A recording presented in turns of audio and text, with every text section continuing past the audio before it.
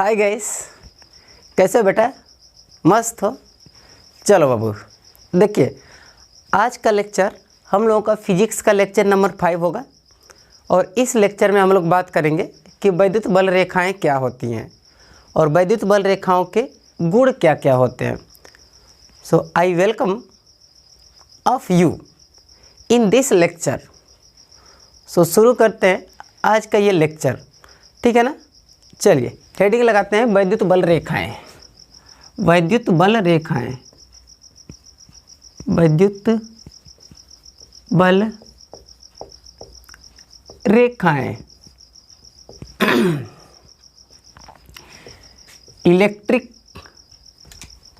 Lines of force, electric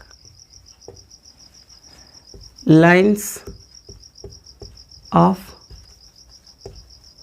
force.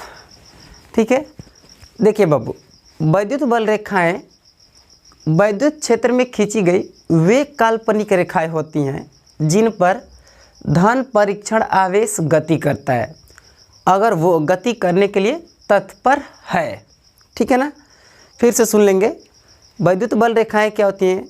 तो काल्पनिक रेखाएं होती हैं जो कि वैद्युत क्षेत्र में खींची जाती हैं तथा इन पर धन परीक्षण आवेश गति करता है।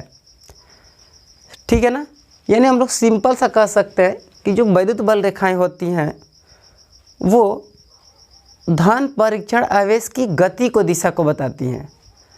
धन परीक्षण आवेश जिस दिशा में गति कर रहा है वैद्युत बल रेखाएं उसी दिशा में जाती हैं, इस प्रकार से बोल सकते हैं। ओके, देखिए ये काल्पनिक रेखाएं होती हैं। तो इसका डेफिनेशन अगर आप लिखना चाहते हैं तो लिख सकते हैं। लिखते हैं वैद्युत बल रेखाएं, वैद्युत बल रेखाएं वैद्युत क्षेत्र में खींची गई, वैद्युत क्षेत्र में खींची गई वे काल्पनिक रेखाएं होती हैं, वे काल्पनिक रेखाएं होती हैं, रेखाएं होती हैं जिन पर धन परीक्षण आवेश, धन परीक्षण आवेश गति करता है, गति करता है यदि वह गति करने के लिए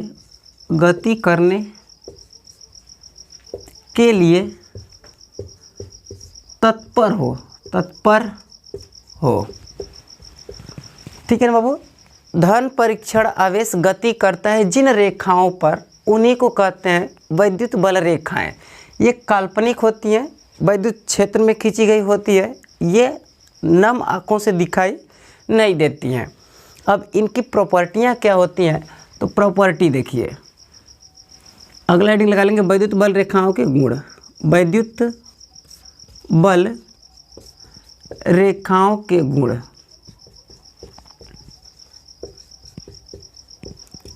अब इनकी प्रॉपर्टी की बात कर लेते हैं। प्रॉपर्टीज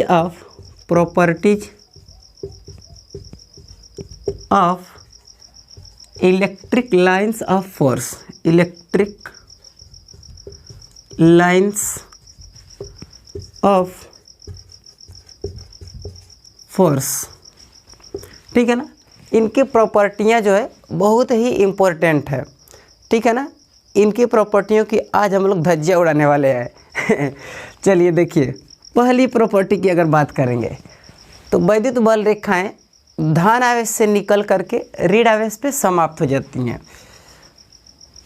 ठीक है ना, वैद्युत बल रेखाएं धन आवेश से निकल करके ऋण आवेश पे समाप्त हो जाती हैं। जैसे देखिए, ये धन आवेश है और ये ऋण आवेश है, तो धन आवेश से निकल करके ऋण आवेश पे जाएंगी, धन आवेश से निकल करके ऋण आवेश पे, ये इस प्रकार से जाती हैं। लेकिन हमेशा धन आवेश से निकलती है, तो निकलने का दिशा कैसे होगा? ऐसे होगा। और ऋणावेश के पास पहुंच जाती हैं। ठीक है, ये धनावेश से निकल करके ऋणावेश पे,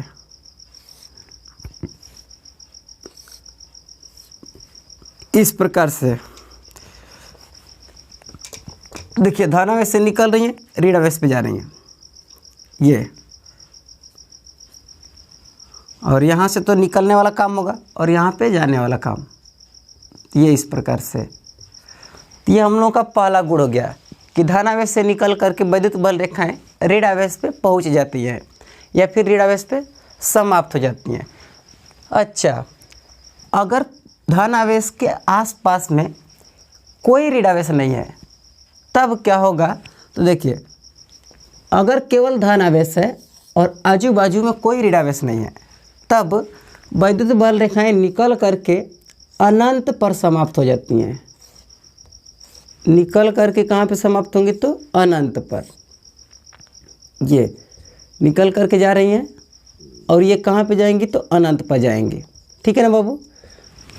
अगर धनावेश है उसके आसपास में कहीं पर ऋणावेश है तो धनावेश से निकल करके ऋणावेश में जाएगी, तथा अगर केवल धनावेश है तो ये निकल करके अनंत पर जाएंगी। लेकिन अगर सिंगल ऋणावेश है तब कहाँ से आएंगी? तो आने वाला काम होगा अनंत से। अगर सिंगल चार्ज है, धनावेश है,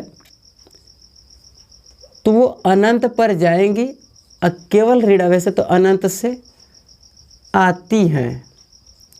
तो देखिए ये सारी की सारी अनंत से आ रही हैं, तो अनंत को दिखाने के लिए इसको हम लोग डॉटेड लाइन बना दे रहे हैं। ठीक है, कि अनंत पर जा रही हैं ये सब, और यहाँ पर अनंत से आ रही हैं तो यहाँ पे भी डॉटेड लाइन कर दे रहे हैं। ठीक है बाबू, इस प्रकार से हो गया हम लोगों का पहला गुण। अगर धनावेश है तो ऋणावेश पे जाएंगी, केवल धनावेश है निकल करके अनंत पे जाएंगी, केवल ऋणावेश है तो अनंत से आएंगी। दूसरे गुण की चर्चा करते हैं, इसको मिटा दें, नोट करते रहो बाबू। ठीक है, चलिए अब आते हैं दूसरे गुण को लेकर के कि वैद्युत बल रेखाओं की जो दूसरी प्रॉपर्टी होती है वो क्या होती है। तो देखिए दूसरा गुण ये कहता है कि वैद्युत बल रेखाएं किसी चालक के पृष्ठ से लंबवत निकलती हैं और लंबवत ही समाप्त हो जाती हैं।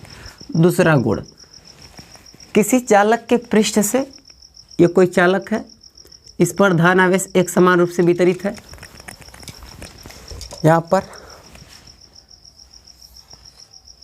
ये कोई चालक और इस पर धनावेश एक समान रूप से वितरित है, और यहाँ पर ये कोई दूसरा चालक है जिस पर ऋणावेश एक समान रूप से है। तो दूसरी गुण कहती है कि यहाँ से जो भी वैद्युत बल रेखाएं निकलेगी ये लंबवत निकलती हैं और लंबवत ही समाप्त हो जाती हैं।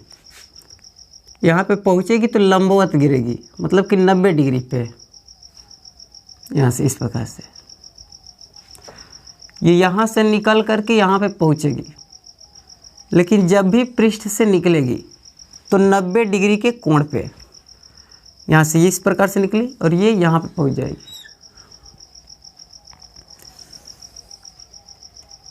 ये दूसरा, ये भी चालक है और ये भी चालक, तो लंबवत निकलती हैं और लंबवत ही समाप्त हो जाती हैं। ये दूसरा गुण था। तीसरे गुण की अगर बात करें तो तीसरा गुण कहता है कि वैद्युत बल रेखाएं धनावेश से निकल करके ऋणावेश पे जाती हैं, परंतु ऋणावेश से धनावेश पर वापस नहीं आती हैं, इसीलिए इनको कहते हैं खुला वक्र। यानी वैद्युत बल रेखाएं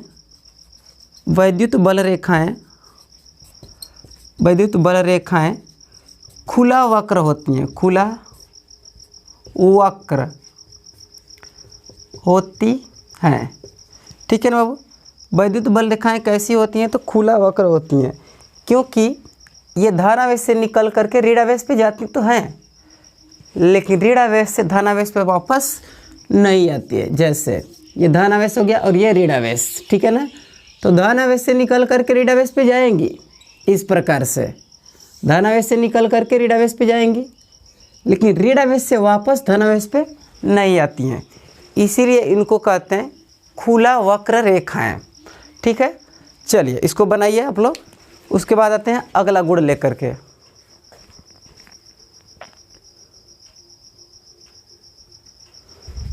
चलो बाबू देखिए, ये तो तीसरी प्रॉपर्टी हो गई। चौथी प्रॉपर्टी देखिए क्या होता है। ये 3 प्रॉपर्टियां हो गई। अब चौथी प्रॉपर्टी,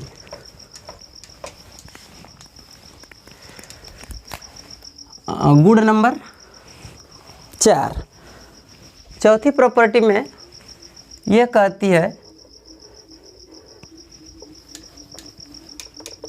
कि वैद्युत बल रेखा के किसी बिंदु पर खींची गई स्पर्श रेखा उस बिंदु पर वैद्युत क्षेत्र की तीव्रता को दिशा को प्रदर्शित करता है, ठीक है ना। वैद्युत क्षेत्र के किसी बिंदु पर खींची गई स्पर्श रेखा उस बिंदु पर वैद्युत क्षेत्र की तीव्रता की दिशा को प्रदर्शित करता है। चलिए जरा देखिए, तो ये मान लेते हैं कोई वैद्युत बल रेखा है, इस पर 2 पॉइंट ले लेते हैं P और ये Q। तो इन दोनों बिंदुओं पर अगर स्पर्श रेखा खींचे तो P पर तो स्पर्श रेखा इस तरफ जाएगी, बिंदु P पर स्पर्श रेखा उसी दिशा की स्पर्श रेखा देखेंगे जिस दिशा में वैद्युत बल रेखा जा रही है। अच्छा, यहाँ पर खींचेंगे तो इस प्रकार से स्पर्श रेखा जाएगी, तो बिंदु P पर वैद्युत क्षेत्र की दिशा तो इस तरफ हो जाएगी, EP इसे बोल रहे हैं, इस डायरेक्शन में, और बिंदु Q पर वैद्युत क्षेत्र की दिशा इस तरफ हो जाएगी। तो अब ज़रा देखिए, अगर यहाँ पर भी एक बिंदु लेकर के स्पर्श रेखा खींचे तो ये इस तरफ जाएगी, इसको अगर R बोल रहे हैं तब ER।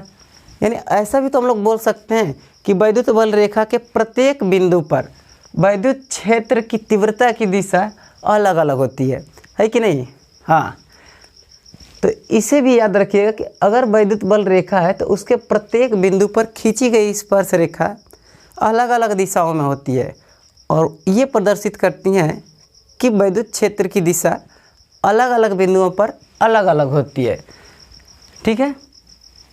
देखो बाबू, अगर वैद्युत बल रेखा इस तरफ से इस तरफ जा रही है, डायरेक्शन इस तरफ से दिखाया गया है, तो आप सोच करके बताओ कि धन आवेश किस तरफ होगा, इस साइड में होगा कि इस साइड में। यहाँ से निकल करके ऐसे जा रही है तो यहाँ पर कौन सा चार्ज रहेगा, प्लस, और यहाँ पे माइनस। ये आप कॉमन सेंस लगाते रहेंगे, ठीक है। 5वीं प्रॉपर्टी की बात करेंगे तो 5वीं प्रॉपर्टी कहता है कि वैद्युत बल रेखाएं कभी भी एक दूसरे को नहीं काटती हैं, ठीक है ना। क्यों?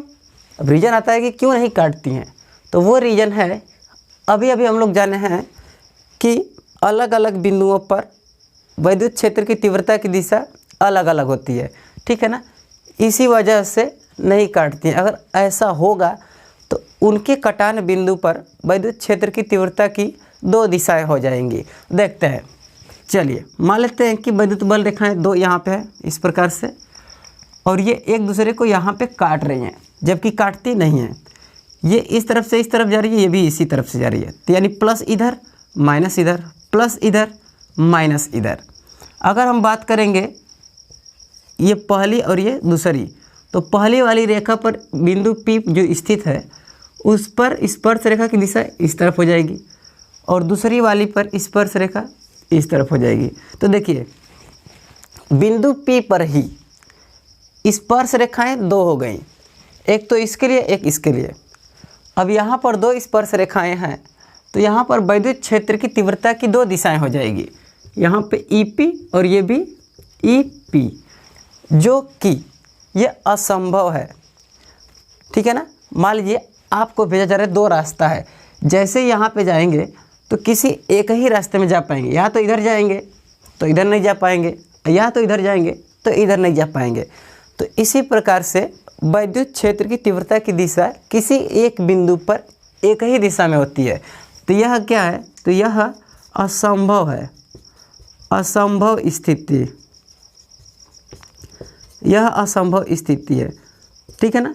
तो वैद्युत बल रेखाएं कभी भी एक दूसरे को नहीं काटती हैं और वैद्युत बल रेखाओं के प्रत्येक बिंदु पर स्पर्श रेखाओं की दिशाएं अलग अलग होती है। इसका मतलब यह है कि वैद्युत बल रेखा पर खींची गई स्पर्श रेखा जो होती हैं वो अलग अलग दिशाओं में होती है, जो कि वैद्युत क्षेत्र की तीव्रता की दिशा को प्रदर्शित करती हैं।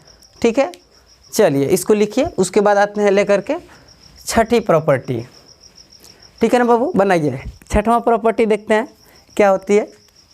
कैमरे में आ रहा है? हाँ ठीक है, एकदम क्लियर आ रहा है। इसको नोट करते रहिए आप लोग। हो गया? चलिए बाबू, छठवीं प्रॉपर्टी की बात करते हैं।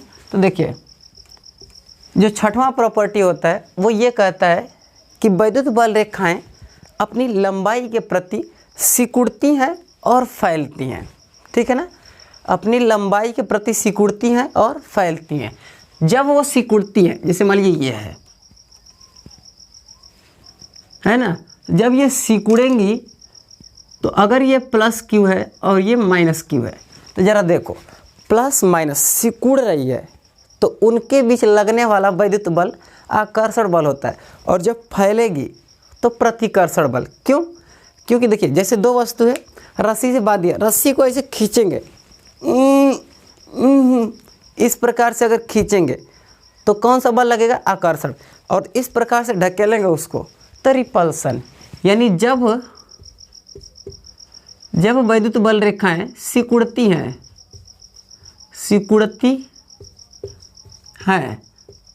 तब कौन सा बल लगेगा?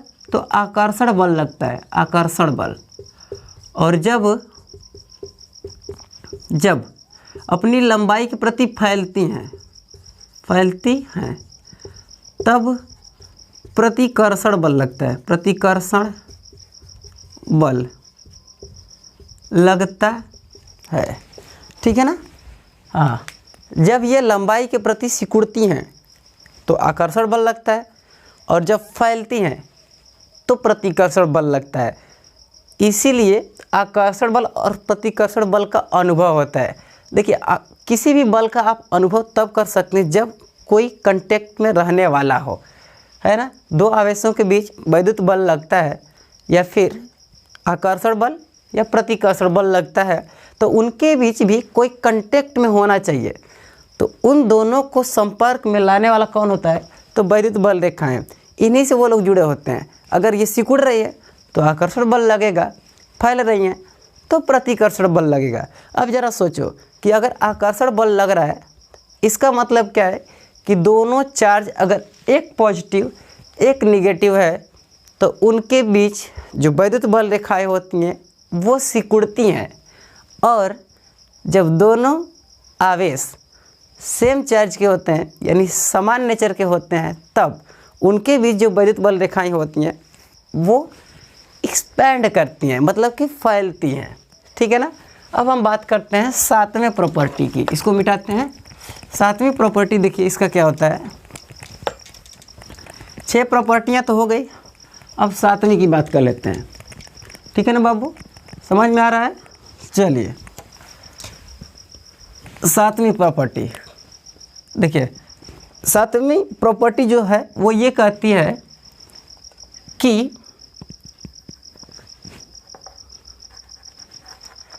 जिस बिंदु पर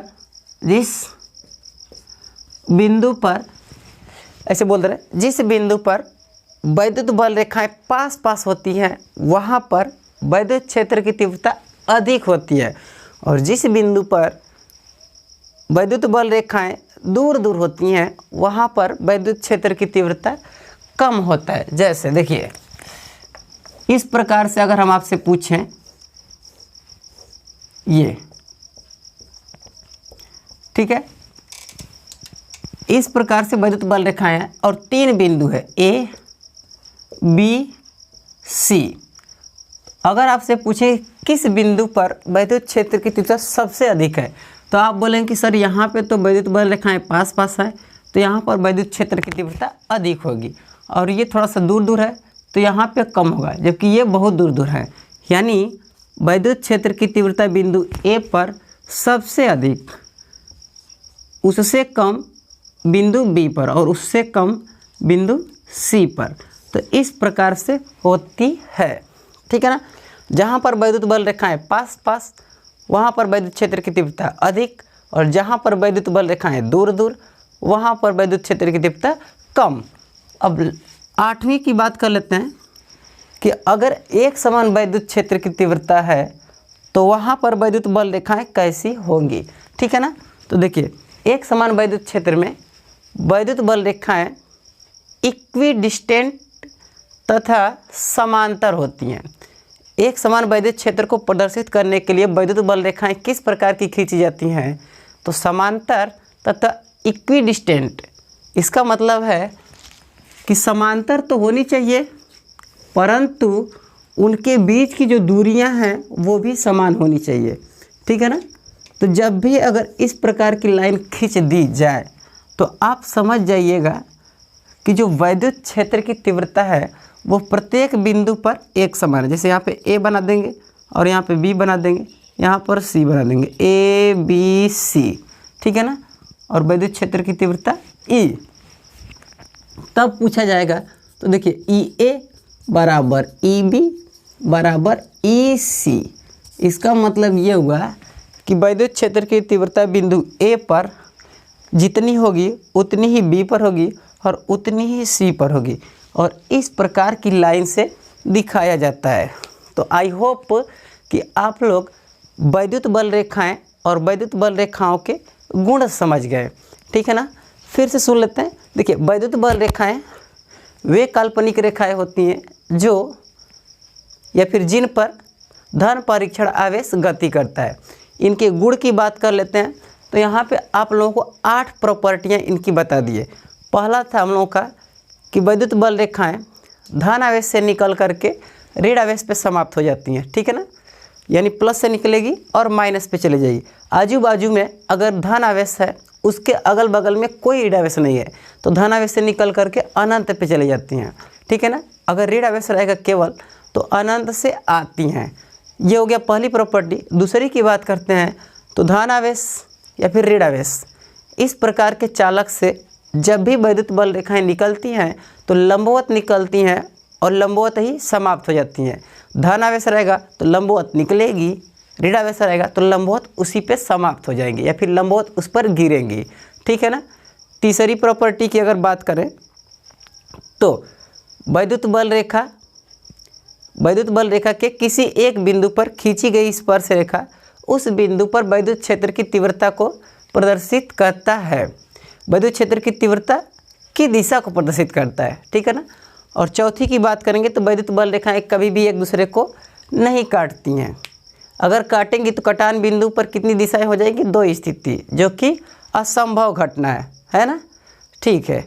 छठवीं की बात कर लेते हैं। अगर छठवां देखा जाए तो छठवां गुण ये कह सकता है या फिर ये कहता है कि वैद्युत बल रेखाएं लंबाई के प्रति सिकुड़ती हैं और फैलती हैं, है ना। लंबाई जब सिकुड़ेंगी तो आकर्षण बल, जब फैलेंगी तो प्रतिकर्षण बल।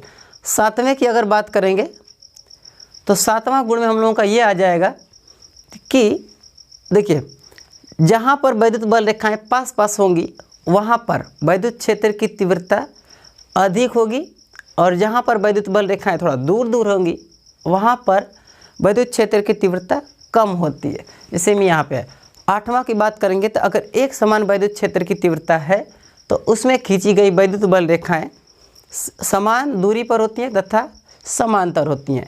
तो इस प्रकार से वैद्युत बल रेखाएं तथा उनके गुण की चर्चा हुई खत्म, ठीक है ना। चलिए, तो आज का लेक्चर करते हैं यहीं पे बंद। मिलेंगे अगले लेक्चर में कुछ अलग टॉपिक के साथ। तब तक के लिए पढ़ाई करते रहिए। Good bye.